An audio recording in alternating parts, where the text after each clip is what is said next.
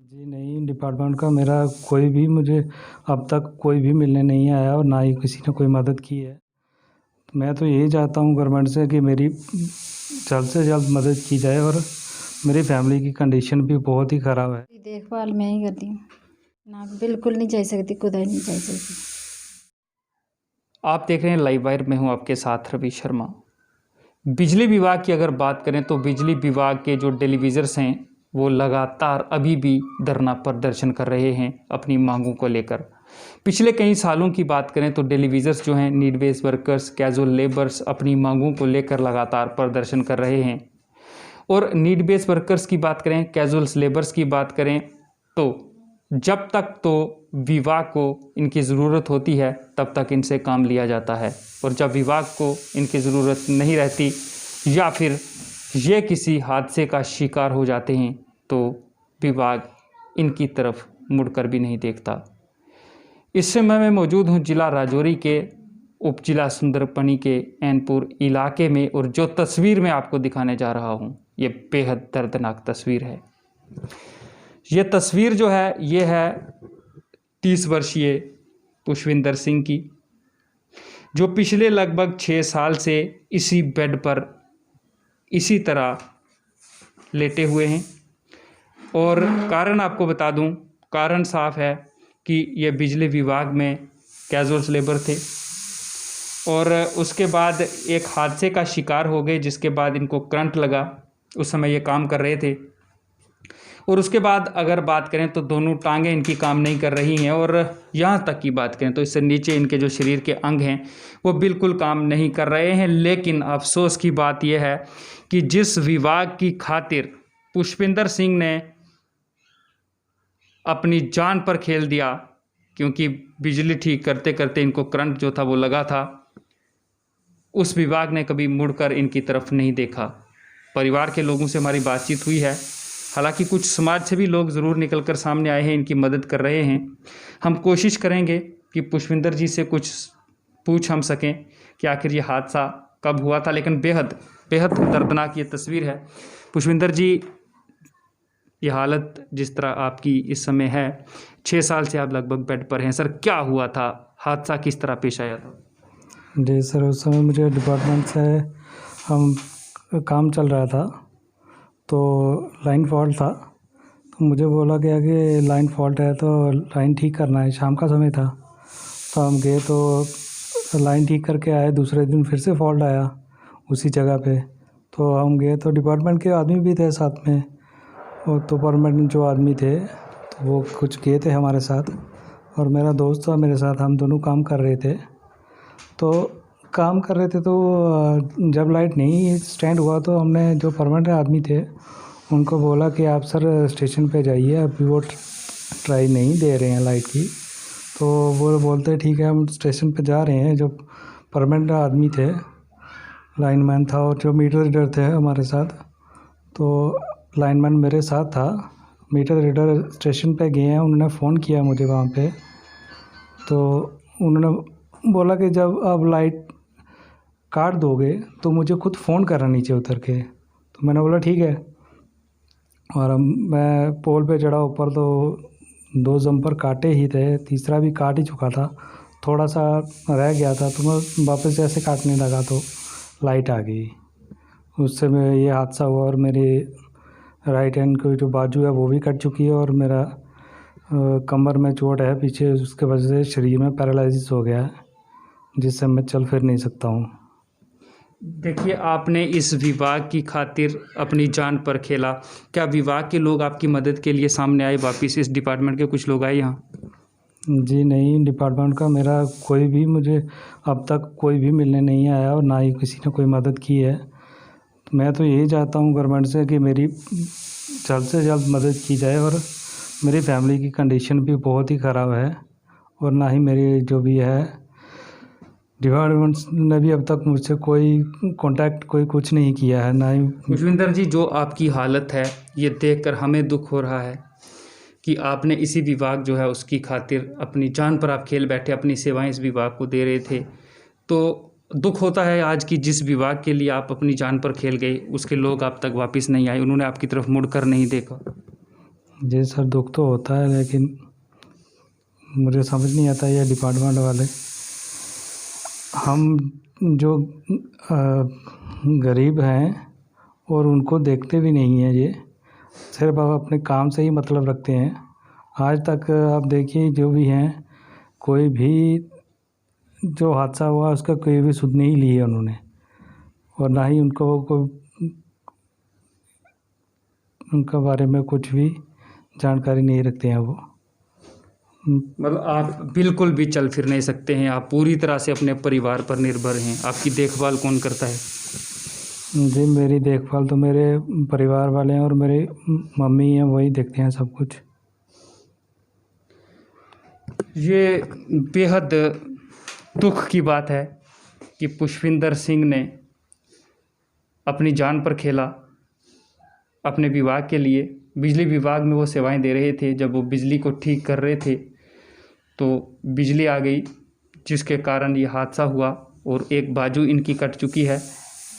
और शरीर की बात करें तो कमर से नीचे इनका शरीर काम नहीं करता है, पैरालाइज जो है वो इनको हो चुका है। और इनकी देखभाल जो है वो इनके परिवार के लोग करते हैं, खासकर इनकी माँ जो हैं वो देखभाल करती हैं, क्योंकि वो इनको छोड़कर अब किसी खुशी किसी गम में भी शरीक नहीं हो सकती, क्योंकि जिस माँ का बेटा इस तरह से घर में होगा वो कहाँ जाएगी। पूरी तरह से अपने घर वालों पर ही निर्भर हैं। लेकिन दुख की बात यह है कि बिजली विभाग ने कभी मुड़कर नहीं देखा इनकी तरफ और कोई सुविधाएं इनको नहीं दी। इनकी माताजी से हम बात करने की कोशिश जो है वो ज़रूर करेंगे कि आखिर आंटी जिस तरह से ये काम कर रहे थे, ये हादसा जो था वो पेश आया, तो अब इनकी देखभाल पूरी आप पर ही निर्भर है, आप भी देखभाल करते हैं? हाँ, पूरी देखभाल मैं ही करती हूँ। तो चल नहीं सकते हैं, ये नहीं सकते हैं ना, हिल भी नहीं सकते। जैसे कोई पानी शानी वगैरह में कोई भी खाना चाना बिल्कुल नहीं।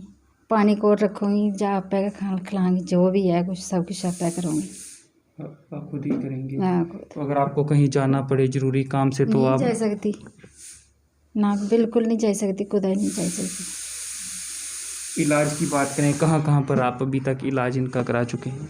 बस वही ओला बोला चला इसी नया, फिर ਉਹਦੇ बाद नहीं उन्हें पूछा तो नहीं किया था कि नेता से कोई पैसा कोई ना, मदद? बिल्कुल नहीं, कोई एक दुखी भी नहीं दी। आंटी, आपके बेटे जो हैं ये बिजली का काम कर रहे थे, अपनी नौकरी पर गए थे, ईमानदारी से अपना काम कर रहे थे, कैजुअल लेबर थे। दुख होता है आपको कि जिस तरह से विभाग के लिए, जिस डिपार्टमेंट के लिए अपनी जान पर वो खेल गए, लेकिन विभाग के लोगों ने अभी तक वापस पूछा भी नहीं? ना, बिल्कुल नहीं पूछा उन्हें। ओला भाई पूछा उन्हें, ये बोलिया भाई ये ठीक हो जाएगा जिथे जबरदस्ती वास्ते भाई कर गया इलाज जिस तक करांगे। असी पता ना है इस गल्ला दा भाई इन्हें कुदरने ना कुदरनी, असी जानकारी नहीं दी।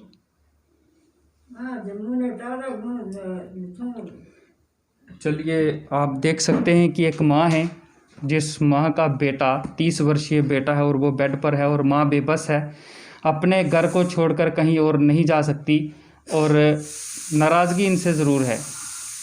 आंटी, अगर आपकी आवाज़, ये हो नहीं सकता कि ये तस्वीरें विभाग तक ना पहुंची हों, लेकिन आज भी अगर वो विभाग के लोग जो एसी के कमरों में बैठे हैं, जिन्होंने आपके साथ वादे किए, अगर उन तक ये आवाज़ जा रही है तो उनसे क्या कहना चाहेंगे कि इस तरह का हादसा उनके साथ भी कभी हो सकता है? आप उनको क्या कहेंगे कि जो वादे उन्होंने किए थे वो पूरे नहीं किए, वापस वो आए नहीं? क्या क्या उनको मैसेज क्या देंगे आप?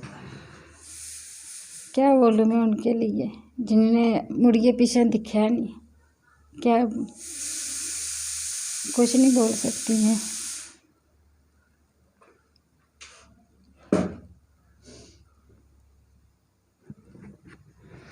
आप समझ सकते हैं कि भावुक हैं और जाहिर सी बात है कि यहाँ पर जब हम बैठे हैं तो ये माँ जो हैं वो रोज़ अपने बेटे को देखती हैं और इसी तरह इनकी सुबह होती है, इसी तरह इनकी शाम होती है।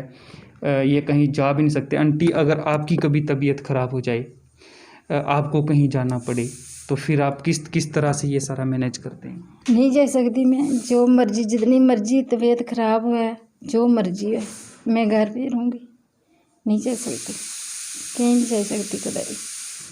आपको बता दें कि विभाग के लोग जो हैं वो तो सामने नहीं आए, लेकिन आपको बता दें कि एक इंसानियत एनजीओ जो है, इंसानियत एनजीओ ने इंसानियत का काम किया, क्योंकि जब उन्होंने देखा कि इस परिवार की कंडीशन इस तरह की है, क्योंकि जो इनके पिता हैं वो भी मजदूरी अपनी करके, ज़मींदारी करके अपना जो घर-बार है वो चलाते हैं, और इनका इलाज कराने में उन्हें बेहद परेशानियों का सामना करना पड़ता है। और इंसानियत एनजीओ की बात करें तो उन्होंने अपना फ़र्ज़ समझा और परिवार की थोड़ी सी मतलब कोशिश उन्होंने की कि परिवार की मदद जो है वो की जा सके। हमारे साथ अनिल जी हैं, इंसानियत। अनिल जी थोड़ा आगे की तरफ आएँ।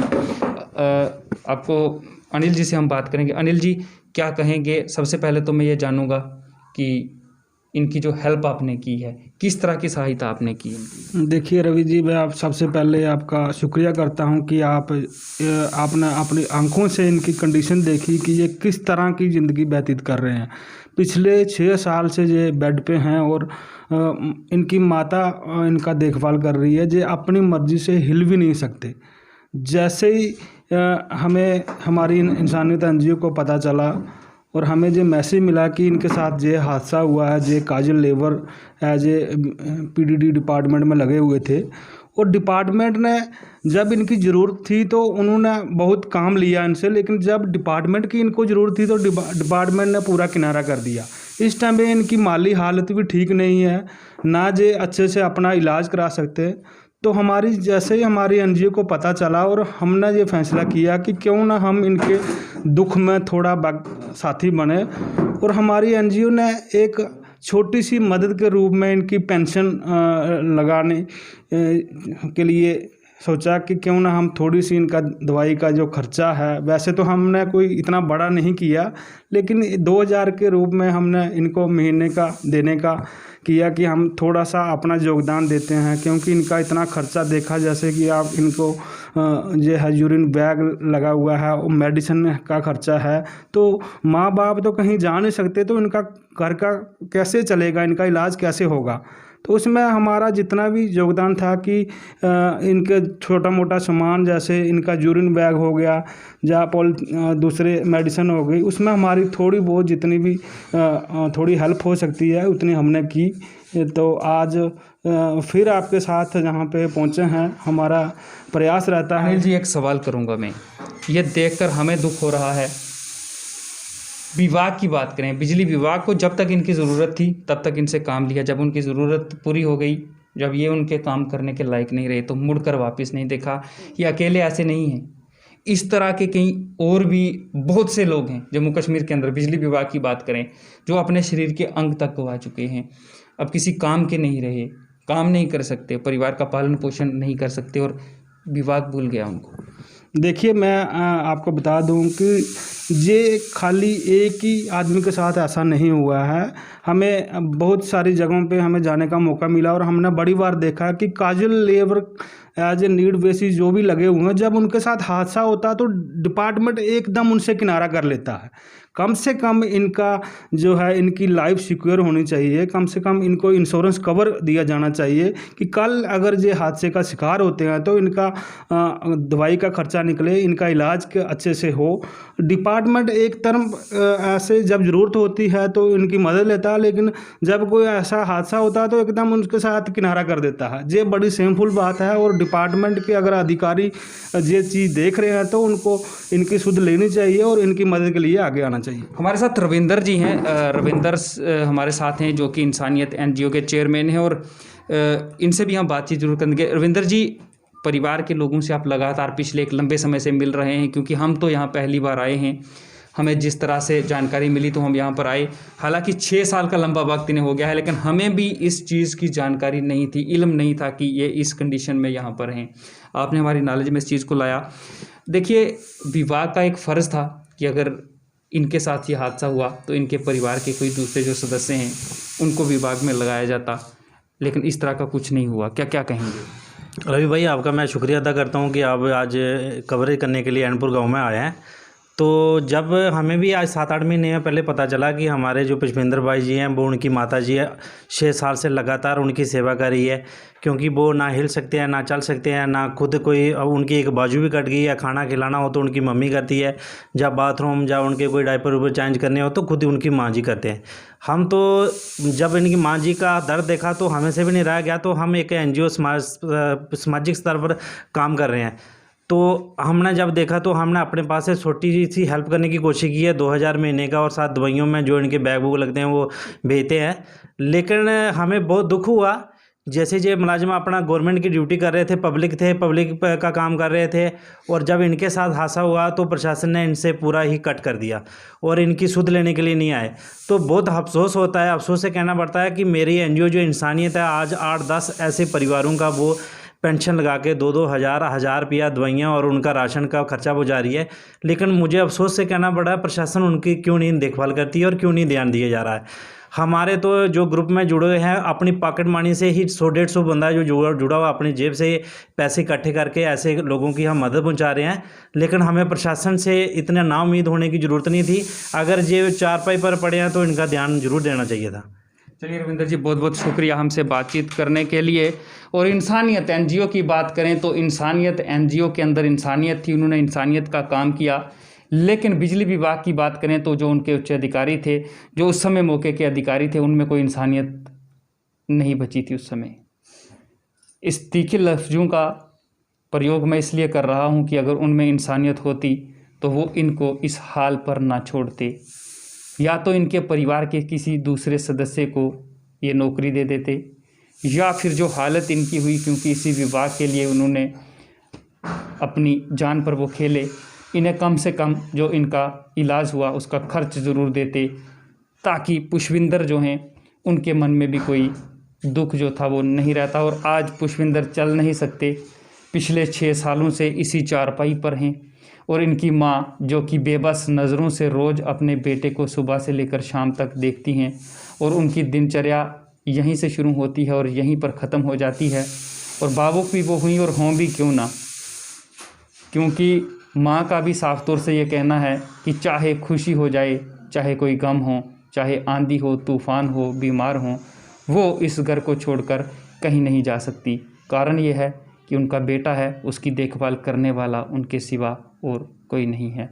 अगर आप भी पुष्पिंदर की मदद करना चाहते हैं, इस परिवार की मदद करना चाहते हैं ये तस्वीरें देखने के बाद, तो इस पेज पर हमारा नंबर दिया गया है, आप हमसे संपर्क कर सकते हैं और परिवार की मदद जो है वो आप कर सकते हैं। क्योंकि इस परिवार को मदद की ज़रूरत है, क्योंकि आपकी छोटी सी मदद जो है, आप सब लोगों की एक छोटी सी मदद जो है वो इस परिवार के लिए बहुत बड़ी मदद हो जाएगी।